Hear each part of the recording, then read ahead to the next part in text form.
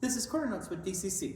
I'm Eric Taylor, Artistic Director for the Detroit Children's Choir, and today we're going to talk about a few things in regards to sirens. If you've been watching our Corner Notes with DCC videos, you'll notice that I really like to do a lot of sirens after our warm-up videos.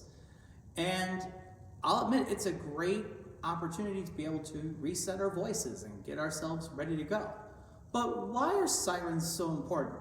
Are they a gimmick? Are they just something silly that we do in choir? Or is there a method? Is there a reason why we dive right in and utilize sirens as much as we do? And the answer is there is absolutely a method. There are 3 reasons why sirens and sighs are very important to any good vocal technique. First, it's a great way to help us cool down, especially after a really strenuous warm-up. If you've watched our videos on extension of range or articulation, you'll notice that sometimes we go really high up or we'll go way down into the lower parts of our voice. What we do when we are resetting and cooling down our voice is reminding ourselves that even though we went super high or super low, our full voice is being utilized. So anytime that we do a siren, always use it as a reminder that we both utilize the head voice, the thinness of our vocal cords, and our chest voice, the thickness of our vocal cords. Speaking of vocal cords, second major reason. The vocal cords, just like any muscle in our human body, is also a muscle that needs to be worked out. Think of it like the person at the gym that utilizes the weights. You'll notice even in my bicep, there's constant dynamic motion.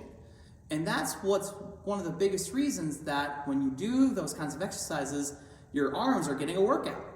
Well, much like our vocal cords, when we do a siren or a sigh, it allows us to keep our vocal cords in constant motion. Think about it.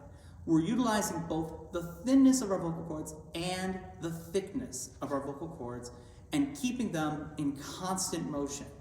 That's a great thing for our voice, because the more that we do that, the more that we can explore both the upper register and the lower register of our voice. And finally, and this is a major one, especially if you are in middle school or high school, utilizing sirens and sighs in our vocal techniques allows us and reminds us that we still have a wide range at our disposal. One of the biggest misconceptions is that once your voice starts to change, it's game over as a choir member. You're done. Wrong. In fact, when I see a student going through their vocal change, keep singing. You have to keep singing no matter what. That's what I tell every singer, and I tell you at home. Whether you're a member of the Detroit Children's Choir or a random person on the internet, if you are a child going through a vocal change right now and your tendency is to want to stop singing, bad idea. Keep singing. Sing in your choir, sing at home, sing anywhere that you go. And in fact, when you do a siren, even during the midst of a major part of your vocal change, guess what? Oh, you still have it. You still have those higher notes. Those higher notes didn't go away. Now it's all about finding a way to be able to access them healthily. One technique that I always like to do with the high schoolers, and I'll show you as well, is they'll do a siren.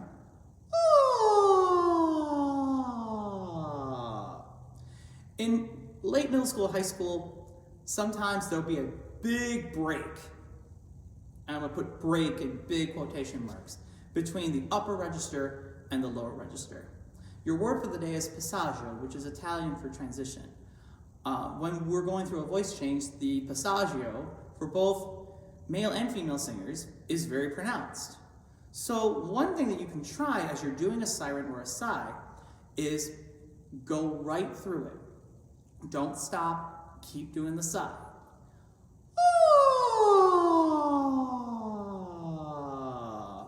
If it needs to be a little bit quieter or anything of that sort to manage to get through it easily, that's also fine. Just don't stop. Just keep going. Your instincts are going to tell you to stop. Keep going.